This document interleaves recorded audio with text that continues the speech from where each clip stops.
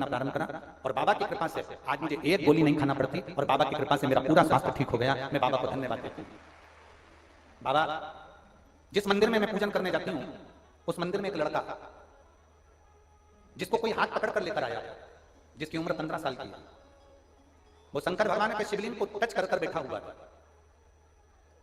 15 साल का वो लड़का शिव जी का स्पर्श कर रहा था, उसकी आंखों से कुछ दिख नहीं रहा था, उसके साथ वाला जैसा जैसा उसका हाथ का स्पर्श करा रहा था बस वो वैसा स्पर्श कर रहा था। मैंने उससे देखा, पूछा बेटा क्या कर रहे हो?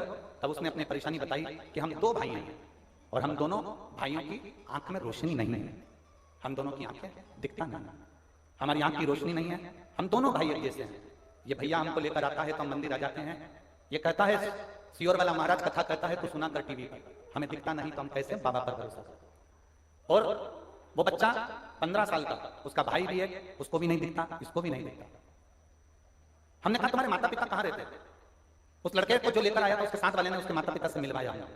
हमने पूछा कहाँ रहते हैं तो कहे हम नाना नानी के घर पर आए हैं और हमारी आंखें नहीं है हम दोनों भाइयों की। अच्छा, तो हमने उनसे कहा कि तुम एक काम करो, तुम्हें नानी से कहना है, तो नानी से प्रार्थना करना कि तुम दोनों को एक बार सीहोर लेकर जरूर है। गुरुदेव अब उन दोनों की आंखें नहीं, वो दोनों बच्चों को लेकर सीहोर, जिस समय पर कावड़ यात्रा थी, आपने व्यासपीठ से कहा था ऐसी कावड़ जिंदगी में नहीं भराएगी जो कावड़ सीहोर में भरा। आपके कहने से वो कावड़ यात्रा में पहुंच गए, आंखों से दोनों अंधे, दोनों को दिखाई नहीं देता, और वो दोनों कावड़ यात्रा में पहुंचे। वहां मंदिर में ही वो बैठे रहे, उनके परिवार के लोग कावड़ भरकर सीवन नदी से लेकर पानी शिव जी को चढ़ा दिया।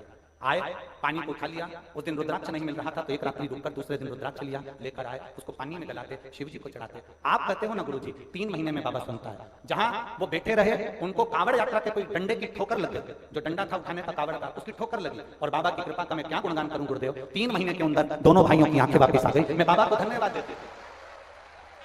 उन दोनों बच्चों के लिए आप आकर बेलपत्र ले जाओ, उनको पहुंचा जाना। उन दोनों बच्चे की आंखें आ गई। बाबा मैंने जिंदगी में अगर कोई पुण्य कमाया था तो यही पुण्य है मेरे बाबा का, जो मैंने कथा का वर्णन उनसे कहा, और वो कांवड़ भरने के लिए सीहोर चले गए और उनको बाबा ने कृपा कर दोनों भाइयों को आंखें दी। ये शिव तत्व, ये घड़ी, ये शंभु है।